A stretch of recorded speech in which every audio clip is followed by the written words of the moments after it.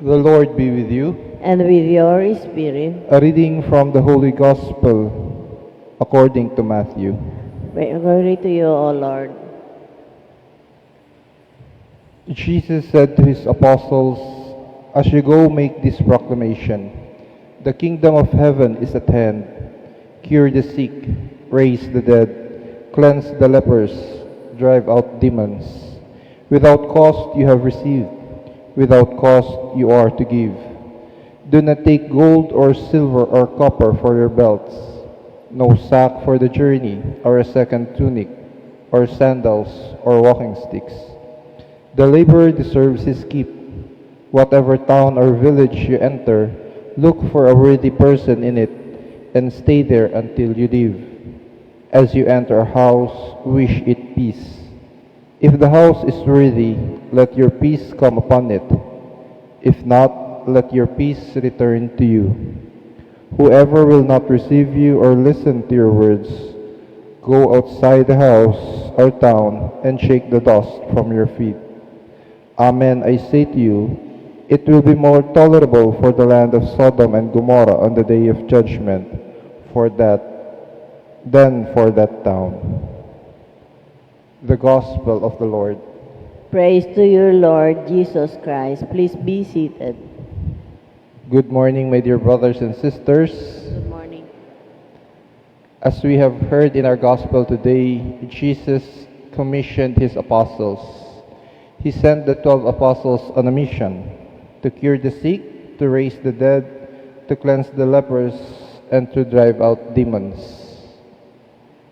As Baptist Christians, as Baptist Catholics, we too are sent on a mission to proclaim the good news, to proclaim what we have heard in this church, to spread out the word of God all throughout our community.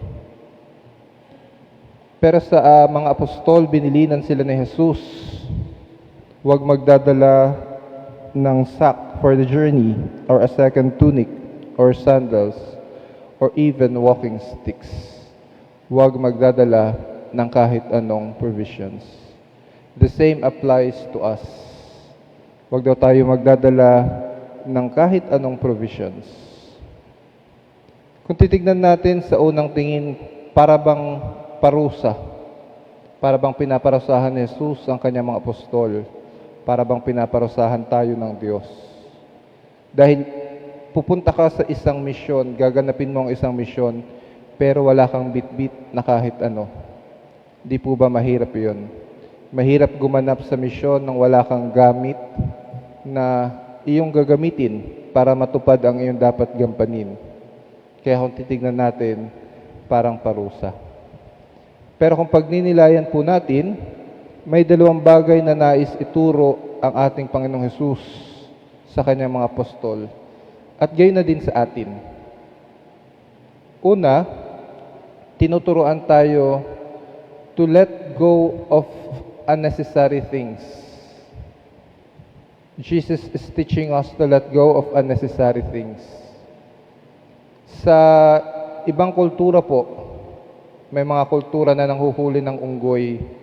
At ang ginagawa nila sa panghuhuli ng unggoy, yung buko, yung prutas ng buko, binubutasan po nila. Tapos naglalagay sila ng pagkain sa loob. So yung monkey, kukunan niya yung pagkain sa loob. And hindi magle-let go yung monkey para makuha yung pagkain. Kaya lang, dahil sa hindi niya pag-let go, nai-stuck siya, natatrap siya. Kaya madali siyang mahuli. Ganon din po nangyari sa ating buhay. If we do not let go of things that burdens us, kung hindi natin kayang bitawan yung mga bagay na nagpapahirap sa atin, either material or emotional baggages, pag hindi po natin ito binatawan, tayo ay matatrap. Only by letting go can we truly move forward. Only by letting go can we move on. Second, Jesus is teaching his apostles and teaching us as well the value of trusting God's providence. Madalas nating sabihin, God will provide, God will provide. But how do we really believe that phrase? Gaano ba kalalim ang paniniwala natin at pananampalataya sa phrase na yon na God will provide? When in reality, we keep on accumulating things. Pilit nating kinukuha yung mga bagay na gusto natin, yung mga bagay na kailangan natin. Kasi iniisip natin, tapos iniisip natin God will provide. Tandaan po natin, when we have all the things we need, when we have all the things we want, nawawalan ng lugar si Kristo sa ating buhay. Dahil, bakit pa tayo aasa sa iba? Bakit pa tayo aasa sa Diyos kung nasa atin na ang lahat? Kung nasa atin ang lahat ng kailangan natin, aasa na lamang tayo sa sarili nating kakayahan at nawawalan na ng lugar si Kristo sa ating buhay. Nawawalan na ng puwang ang Diyos sa ating mga puso. That is why God is reminding us to trust His providence. And the moment we trust His providence, He will provide everything that we need. Not what we want, but what we need. Hindi naman po tayo ipapahamak ng Diyos. Alam naman po natin yan. God always want what is best for us. Gusto ng Diyos yung laging makabubuti sa atin. Kaya naman kaya naman ang nais ng Diyos, tayo ay magtiwala sa Kanya.